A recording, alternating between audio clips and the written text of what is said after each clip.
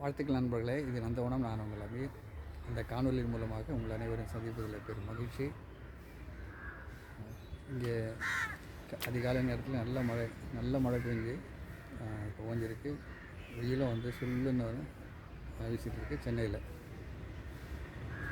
நல்லது நண்பர்கள், இன்றைக்கி இந்த காணொலியில் ஒரு கேள்விக்கு பதில் பார்ப்போம். நம்ம திருப்பூர் நண்பர் ஒருத்தர் கேள்வி கேட்டிருக்காரு. 2 கேள்வி கேட்டார். நான் மெர்ஜ் பண்ணி அந்த 2 கேள்விக்கும் பதில் இதில் கொடுத்துட்றேன்.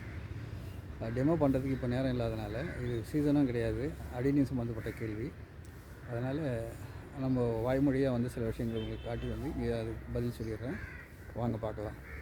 அதுக்கு முன்னால் உங்களுக்கு மன மகிழ்ச்சி தரும் சில மலர்களை பார்த்துருங்க. மனசு குளுமையாக இருக்கும். இந்த அலமண்டா நீண்ட நாளாக நான் தேடிட்டு இருந்தேன். அருமையான மலர் இது. என்கிட்ட பிஸ்கட் கலரும் இருக்குது, இன்னொரு கலரும் இருந்துச்சு, இன்னும் அது பூக்கலை. ஓகே, ஒரு கேள்வி என்னென்னு சொன்னால், இது அடிநீர் இருக்கு இல்லையா, அடிநீர் கிராஃப்ட் பண்ணும்போது, இது கிராஃப்ட் பண்ணியிருக்கு. இதில் இந்த கிராஃப்ட் பண்ணும்போது, அடிநீர் கிராஃப்ட் பண்ணும்போது கேள்வி பார்த்துருவோம். அடிநீர் கிராஃப்ட் பண்ணும்போது நான் புரிஞ்சிட்டு, அவர் கேள்வி கேட்டது ஆங்கிலத்துக்கு கேட்டிருந்தார். நான் புரிஞ்சு கொண்டது என்னென்னா, அடிநீர் கிராஃப்ட் பண்ணும்போது அந்த கிராஃப்டிங் பீஸுங்களில் ஃபங்கிசைடு அப்ளை பண்ணலாமா அப்படி கேட்குறாரு. அழுகாமல் இருக்கிறதுக்காக நம்ம போடுறது. முதல்ல வந்து அடிநீரத்தை நம்ம வெட்டும்போது நமக்கு ஒரு கட்டாகும்போது எப்படி நம்ம உடம்புல எப்படி ஒரு இது நடக்குமோ, அதே மாதிரி ஒரு ப்ளீடிங் மாதிரி நமக்கு ரத்தம் வரும். அதே மாதிரி அதில் ஒரு மாதிரி பஸ் மாதிரி வெளியே ஒரு மாதிரியான திரவம் வந்து சுரக்கும். இதுக்கு மட்டும் இல்லை, அடிநீரத்துக்கு வெளியில் நல்லா தெரியும். ஒவ்வொரு தண்டுமே முறியும் போது, வெட்டும் போது வந்து அதுக்கு அந்த வேதனையும் உண்டாகுது. தவிர்க்க முடியாத இது வந்து நமக்கு சில நேரங்களில் நாம் அது மாதிரி செய்ய வேண்டிய நிலை இருக்குது. சரியா? அதனால் கிராஃப்டிங்கிறது வந்து ஒரு பெரிய ஒரு தொழில்நுட்பம். அந்த தொழில்நுட்பத்தில் ஒரு சின்ன பகுதி எடுத்து இன்னொரு இடத்துல வந்து நம்ம இன்னொரு செடிக்கு வந்து ஒட்டுறது, இதுதான். அப்போது அந்த வெட்டப்பட்ட அந்த ரூட் ஸ்டாக்குன்னு சொல்லுவோம், சியான், அதாவது ஒரு அடிதண்டில் இன்னொரு செடியினுடைய ஒரு சின்ன ஒரு பகுதியை கொண்டு வந்து ஒட்ட வைக்கிறது. அல்லது இன்னொரு ஒரு செடியில், தாய் செடியில் நமக்கு தேவையான ஒரு பழமரத்தையோ வேறு ஒரு வகையான ஒரு தாவரத்தையும் கொண்டு வந்து அதில் ஒட்ட வைக்கிறது. இதுதான் வந்து கிராஃப்டிங் சொல்கிறது. கிராஃப்டிங்கில் நிறைய மெத்தட்ஸ் இருக்குது. பிறகு நான் ஒவ்வொன்றா வந்து இறைவன் அடினா வாய்ப்பு கிடைச்சா சொல்கிறேன். அப்போது அடிநீர் இப்போது எடுத்துகிட்டோன்னு சொன்னால், அடிநீரத்தில் நம்ம ஒரு அடிதண்டில் வந்து செய்யான்னு சொல்கிற ஒரு நமக்கு தேவையான ஒரு நிறத்தை நம்ம ஒட்டும்போது அடிதண்டையும் வெட்டி ஆகணும். அடிதண்டையும் நம்ம வந்து வெட்டி ஆகணும். அதே மாதிரி வந்து இதை வந்து சின்ன ஒரு பிட்டை வந்து நம்ம ரெடி பண்ணி ஆகிடணும் இல்லையா?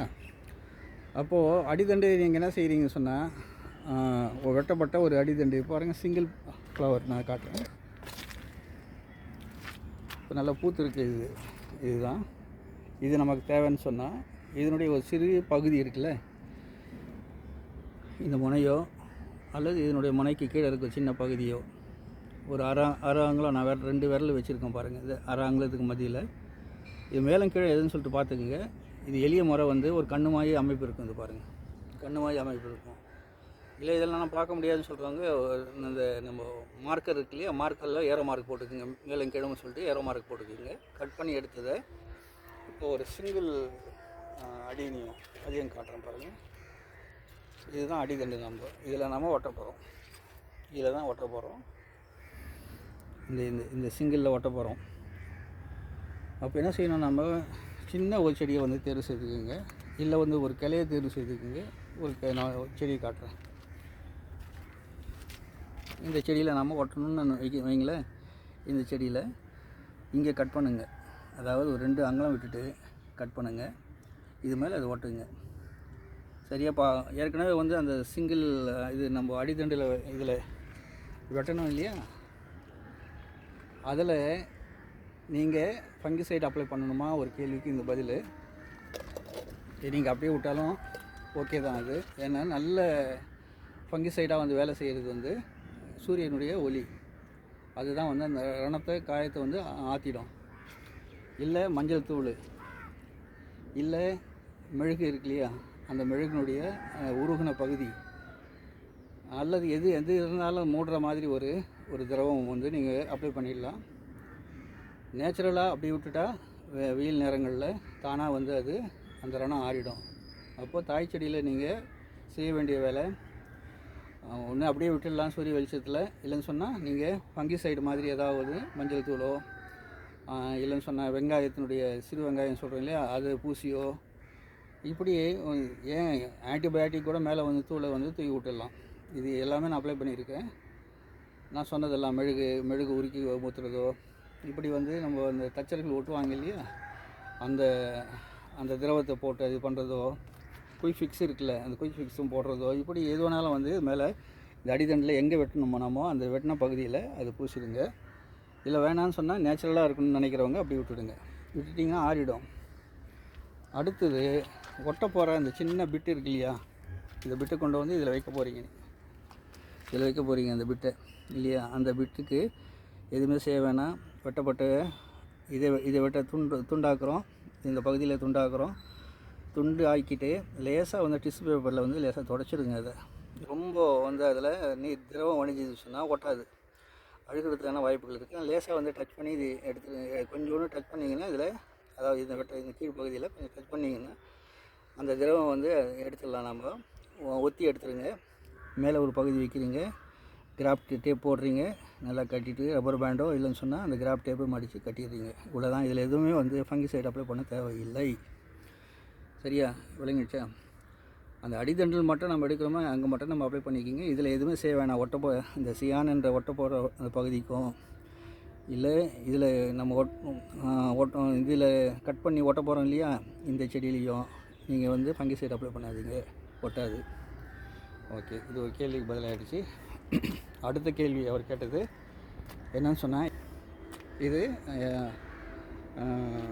எத்தனை நாளில் இந்த கிராஃப்டிங்கு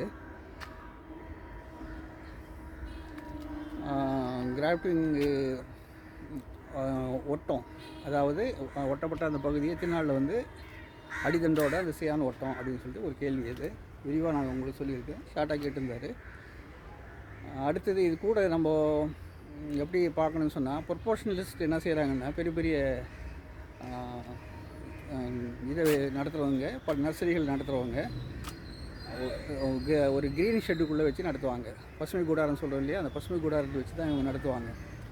அந்த பசுமை கூடாரத்தை வச்சு நடத்தும் போது என்னன்னு சொன்ன மேலே வந்து பிளாஸ்டிக்கு, அதுக்கேற்ற பாலி பிளாஸ்டிக்லாம் போட்டு அந்த பேப்பரை மழை தண்ணி உள்ளே வராத மாதிரி, அதே மாதிரி சூரிய வெளிச்சம் வடிகட்டி அனுப்புகிற மாதிரி நல்ல ஒரு வசதி இருக்கும்.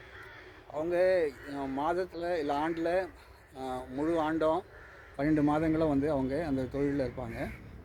இப்போ நாம் என்ன செய்யணும்னு சொன்னால், மழை நேரங்களை தவிர கிராஃப்ட் பண்ணுறதுக்கு மழை நேரங்களை தவிர நீங்கள் மற்ற நேரங்களை தேர்வு செய்துக்குங்க. ஏன்னா மழை நேரத்தில் வந்து ஈரப்பசம் அதிகமாக இருக்கும், அதனால் சரியாக வந்து ஒட்டுறதுக்கான வாய்ப்புகள் கம்மியாக இருக்கும், அல்லது அழுகி போகிற வாய்ப்புகள் அதிகமாக இருக்கும். அதனால் மழை நேரங்களை தவிர்த்துட்டு மற்ற நேரங்களில் நீங்கள் கிராஃப்ட் பண்ணி முடித்தோடனே ஒரு நிழல் பகுதியில் கொஞ்சம் வைங்க. இதனால் வெளிச்சம் இருக்கட்டும், நிழல் பகுதி கொஞ்சம் வச்சுக்கிங்க. பிறகு ஒரு 4-5 நாள் இல்லை ஒரு வாரத்துக்கு பிறகு நீங்கள் லேசாக கொஞ்சம் கொஞ்சமாக வந்து அதுக்கு வெயிலுக்கு பழக்கப்படுத்துங்க. அடுத்தது வந்து கிராஃப்ட் பண்ணது 2 மட்டும் நம்ம செய்யலாம். ஒன்று வந்து மேலே வந்து ஒரு கவர் போடலாம், சின்னதாக வந்து அந்த குல்ஃபி ஐஸ் எல்லாம் போட்டு தராங்க இல்லையா, விரல் மாதிரி ஒரு அமைப்பான நெகிழி பை.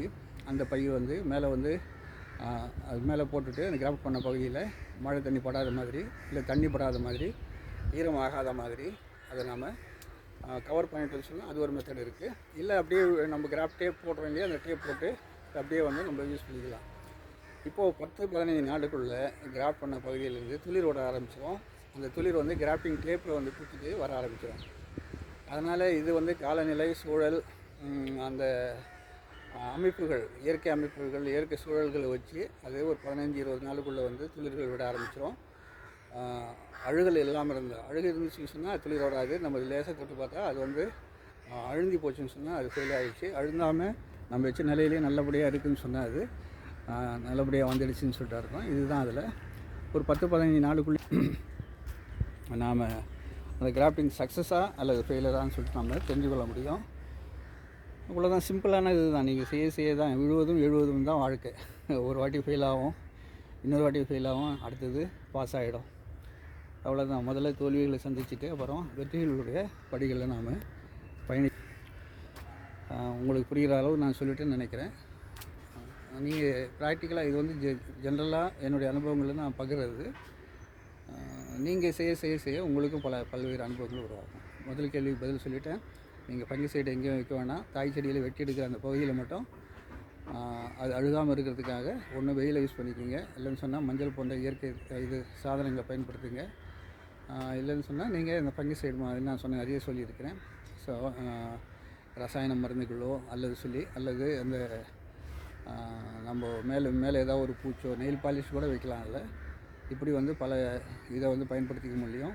குயிக் மிக்ஸ் பண்ணுற இதோ மெழுகு திரவத்தையோ எப்படியும் வந்து நம்ம போட்டு அதை அடைச்சிடலாம். அதுதான் முதல் கேள்விக்கு பதில். அடுத்தது வந்து ரெண்டாவது கேள்வி வந்து 10, 15, 20 நாளுக்குள்ளே வந்து அது அந்த அமைப்பு ஒட்டிக்கும். மேலே அதுக்கு அறிகுறி கிளிர் ஓட்டம் வரலன்னு சொன்னால் லேசாக அழுத்தி பாருங்கள். அது அழுந்து ஒரு மாதிரி மென்மையாக இருந்துச்சுன்னா அது அழுகி ஆகிடுச்சுன்னு சொல்லிட்டு அர்த்தம். மீனை கட் பண்ணிட்டு ஒரு புதுசாக ஒரு கிராஃப்டிங் போட்டுருங்க. கேள்விகளை கேளுங்க. கேட்டால் தான் வந்து அறிவை வந்து நம்ம விருத்தி செய்ய முடியும், அறிவுப்படுத்திக்க முடியும். ஸோ ஒன்று இது நாலேஜ் ஷேரிங் தான். உங்களுடைய அறிவை நான் வாங்குறதும் என்கிட்ட இருக்கிறது நீங்கள் பெறுவது தான் நம்ம வலிமை சேர்க்க. நன்றி நினைப்பில்லை. இதை நாடினா இன்னொரு காணொலியில் சந்திக்கிறேன். கேளுங்க, கேட்டுகிட்டே இருங்க. நன்றி.